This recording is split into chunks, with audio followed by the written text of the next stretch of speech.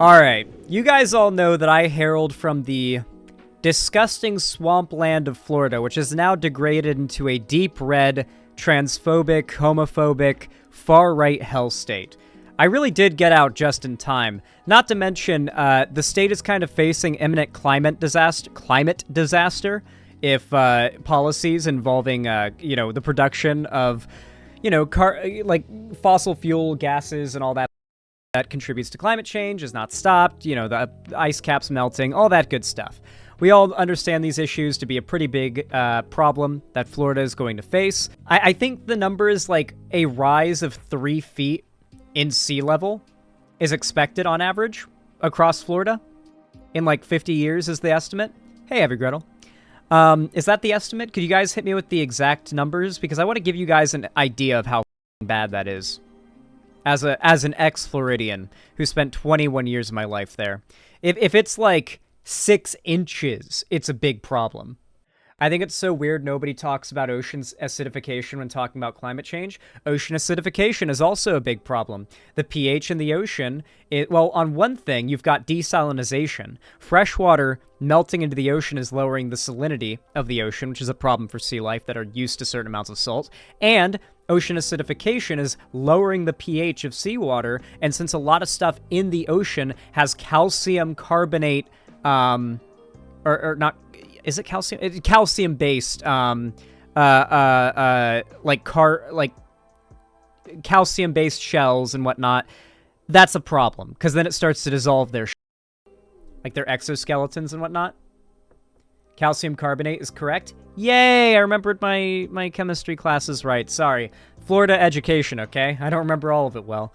Anyway, Florida is kind of fucked right now. And I woke up this morning, and I saw this story. And I thought, wow, what a perfect encapsulation of how fucked my home state is. So for those that don't know, Walt Disney World is one of the biggest tourist attractions in all of the state of Florida. People come from all around the world just to go to Disney World in Florida. It's in Orlando, alongside SeaWorld, and obviously you got Busch Gardens in Tampa. You've got Wet n Wild. You've got Raging Waters, I think is one of them. Although that might be California. I don't know. There's a lot of different like water parks and different amusement parks and all that good stuff in fuck Busch Gardens. I like Busch Gardens, although it's a little the premise of it is a little problematic, admittedly. But yeah, they fired me, lol. Wait, Wingo, what year did you work at Busch Gardens? Because I've been to Busch Gardens a lot. You might have seen me. Have you seen? This year is when you worked there. Oh, you wouldn't have seen me then. Damn. I will be returning to Busch Gardens one day, guys. I do plan to return to Florida one day, and I plan to go to Busch Gardens when I'm there. Before the state is just absolutely like a smoldering hell pile, I plan to revisit and just take at least one last trip through all of my favorite spots in Florida. The Freezer, Weeki Wachee Springs, Homosassa, Busch Gardens, Lupton's if it's still open, which is across the street from Busch Gardens. Yo, Wingo, across the street from Busch Gardens, was there a barbecue restaurant called Lupton's still open? You would smell it. That place was the bomb. If it's still open, Wingo, you need to go there. It's right across the street from Busch Gardens, or it should be. As I was saying, I feel like this story is the perfect encapsulation of how fucked my home state is. Nazi demonstrators wave DeSantis sign and swastikas outside Disney World in Orlando. That's right. Video footage and photos shared online this past weekend showed Nazi demonstrators waving large swastika flags outside of Orlando's Walt Disney World on Saturday, along with Ron DeSantis' 2024 flag. State Representative Anna Eskamani, Democrat of Orlando, shared video footage of the demonstration on social media, saying, "Nazis outside of Walt Disney World right now. Absolutely disgusting." Eskamini, I believe, wrote, pop singer Pink later quote tweeted the footage, adding that what we were all thinking, are you kidding me? And I've got a video right here for you guys of the Nazis outside of Walt Disney World. You have bigger AIDS in your cunt hole. So yeah, they're just like right outside the entrance. So technically they can't be removed because they're on the sidewalk. So like parents taking their kids to go to Disney World, just a line of, they're just allowed to be there. Matter of fact, there's been a few other instances of laws like this in Florida being used to do things like this. There's a big synagogue in Florida that some neo-Nazis who own property, around, legally were allowed to project a big swastika up onto the side of their building. Like, the Nazis used a projector in their window, and this is totally legal, to project a giant swastika onto the side of the synagogue. And they're not allowed to do anything about it. It's totally legal. Florida law. So, you know, you're taking your Jewish family going to the synagogue. Big swastika projected up on the side of the building. Can't do anything about it. You want to take your kids to Disney World? Nazis carrying swastikas. Swastika flags outside on the sidewalk. Can't do anything about it. This is Florida. This is what it looks like when a area within a nation has such a high concentration of far-right values. When there is no checks and balances to this insanity, when there's no cops that are going to come and say, all right, you got to shut this shit down. This is not an appropriate display, because all the cops are on their side. And hell, the cops that aren't on their side don't want the governor of Florida calling them woke and destroying their career. And you know that's what would happen, because guess what happened the same day that this march happened outside of Disney World? A Florida government building had an LGBT pride flag hung up by some of the people running it. And conservative politicians in Florida all across Twitter lost their mind about it. The same day this happened, all of the Republican politicians were losing their shit over a pride flag. Meanwhile, they've got their supporters carrying their flags and swastika flags marching outside Disney World. And if you're wondering why it's outside Disney World, it's because Disney has kind of begrudgingly positioned itself in opposition to the far right. The sort of like Disney has gone woke thing has basically evolved into now Republican politicians need to be anti-Disney on a legislative level. And of course, Disney has also actively been fighting, as much as I don't like Disney, has been fighting on a political level with their money the anti-LGBT bills that the Republicans are trying to pass. For no other reason, to be clear, by the way, than it hurts their business. And it makes the state and the park unfriendly to visit if you're progressive or gay or LGBT or whatever. Disney does not want their park to be in a sundown state. Because that's effectively what Florida is becoming. A sundown state for LGBT people. That is the goal. You've heard of sundown towns. Actually, many of you might not have. Hypers in chat if you don't know what a sundown town is. Okay, there's some people that don't know. Sundown towns, also known as sunset towns, gray towns, or sundowner towns, were all white municipalities or neighborhoods in the United States that practice a form of racial segregation by excluding non-whites via some combination of discriminatory local laws, intimidation or violence. The term came from the signs posted that, quote-unquote, colored people had to leave town by sundown. Entire sundown counties and sundown suburbs were created as well by the same process. The practice was not restricted to the southern states, with New Jersey and other northern states being described as equally inhospitable to black travelers until at least the early 1960s. There are books, traveling guides for black people in America, dating back to like the 1940s and 1930s. There are books that are like, hey, if you're black and you want to go on like an American road trip, here's where you don't want to fucking go. Green Book, that's one of them. That is one of them. There are many. There are many blogs that are more modernized as well for this. Entire YouTube channels based around this. I follow a few YouTube channels that are based around this prospect.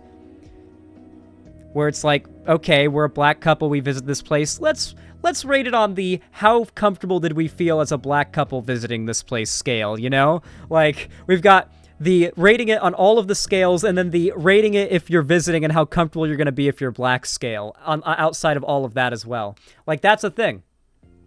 It's not like it is genuinely that bad. It is genuinely that bad. I wonder if there are Google Maps mods for that now. Perhaps. I was stranded in a sundown town recently. Kind of a terrible time, but at least I'm white enough to have gotten out. God. Can only imagine. Oh, we got a hate map. Oh my god, my area was, not the best place to be in Florida, huh? Uh-oh. Uh-oh. Guys, this is me. Was that literally Hernando County? This was my area up here. Like, I lived in this area my whole life. I guess here's a visual of, like, how chuddy my upbringing was. This little part of Florida, from, like, Lakeland to Clearwater and Tampa to, like, up and around Homosassa and Hernando Beach and Weeki Wachee, that kind of area is where I lived. Yeah, I was always outside of major cities. I lived in Tampa at one point and in Clearwater at one point, but both for a very short time. Most of my life has been spent living in rural Florida areas outside the cities in this sort of belt. A lot of Florida is hostile just for traveling. Yeah. Oh my god, hold on. If I can try to find like Florida rest stops Confederate flags. One thing I always love doing is on a road trip, or not on a road trip, but a drive with my parents through the through like more country areas of Florida. You drive around and you see like restaurants or like random places that are like, oh, you're driving around, here's a place you would stop. A lot of them have Confederate flags out front. I don't see any images on Google Maps. Obviously, there's like a bunch of like government buildings in Florida with Confederate flags. Well, here's one. This is not an uncommon sight in Florida. This right here is not an uncommon sight in Florida. You count them. You see flags like that all over, you count them. Oh, the Trump flags and the Blue Lives Matter flags, the thin blue line flags, those are everywhere. You'll see those everywhere. That's a whole other story. Those they're way more proud about that because those are effectively dog whistles. But yeah, their goal is to create a sundown state. That is the end goal of all of this. The Orange County Sheriff's Office told USA Today that about 15 people gathered outside of the theme park, which dissolved within a couple of hours with 0 arrests. We are aware of these groups that aim to agitate and incite people with anti-Semitic symbols and slurs. They are also aware of the law, the OCSO said in a statement. The Orange County Sheriff's Office deplores hate speech in any form, but people have the First Amendment right to demonstrate. That's right. They have the right to stand on that corner, and the cops are saying themselves they have the right to do this. They have the right to stand on the corner of Disney World in front of the Disney World sign on that sidewalk as children are excited to see Disney World for the first time, and for them to see a bunch of Nazis in skull masks with swastika flags. They're allowed. It is their constitutional right for Nazis to project swastikas onto synagogue buildings. And for that to be what the people going to the synagogue each day to see, like hovering above the building. They have that right. That's their First Amendment right, guys. That's what the sheriff's office themselves are saying. And the Nazis know this. They know they have every bit of legal leeway to do this. 0 arrests, 100% in their rights to do it, is what the cops said. Shannon Watts, founder of the anti-gun violence group Moms Demand Action, also tweeted out a photo of the Nazi protest, noting the pro-DeSantis imagery, as well as other signage containing homophobic and racist slurs. Watts stated in part, "This is the Republican Party in 2023." Florida Governor Ron DeSantis, who recently launched a bid for U.S. president, has been accused of aligning with Nazis, in no small part because many of them are fans of his, but also because of the hateful rhetoric coming out of his administration regarding LGBTQ Floridians and concepts of diversity and inclusion. The DeSantis administration did not immediately respond to requests for comment by media organizations about the Nazi demonstration this past weekend, and he hasn't posted any formal statement or response as of Monday online. Monday morning, sorry. The governor's office has addressed Nazi demonstrations before, including a response to a 2022 incident when a group of neo-Nazis placed a banner with the words "Vax the Jews" on an I-4 overpass over the Metro Orlando and Disney World. That banner was accompanied by banners with swastikas and the phrase "Let's go Brannon." Citation, can't even get their own hate speech right. And the URL for a hate group, the Goyim Defense League. Not coincidentally, the incident and another neo-Nazi demonstration that occurred the same day at the corner of North Alafaya Trail and Waterford Lakes Parkway happened to fall on the same weekend as International Holocaust Remembrance Day. Governor Ron DeSantis has always condemned anti-Semitic attacks and hatred, and he always will, the governor's press secretary Christina Pushaw said.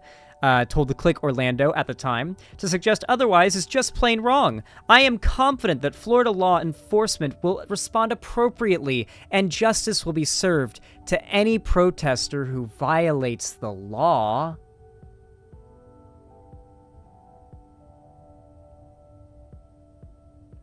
Remember, guys, the cops said they weren't violating any laws.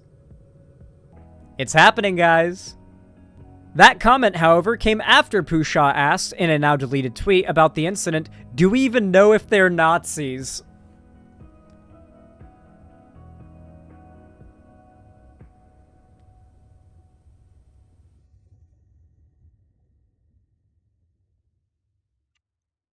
Good. Very good. So, damage control. Pushaw also floated the idea that the Nazis were paid actors, stirring up outrage against DeSantis for cheap political points. So we went from the, are they even Nazis, to, okay, they're Nazis, but are we sure they're not paid by the Democrats as a false flag? Okay, there's no evidence they were paid by the Democrats as a false flag. Well, Ron DeSantis has always denounced Nazism. It's just a fluke that they're supporting DeSantis with their signs and their swastikas.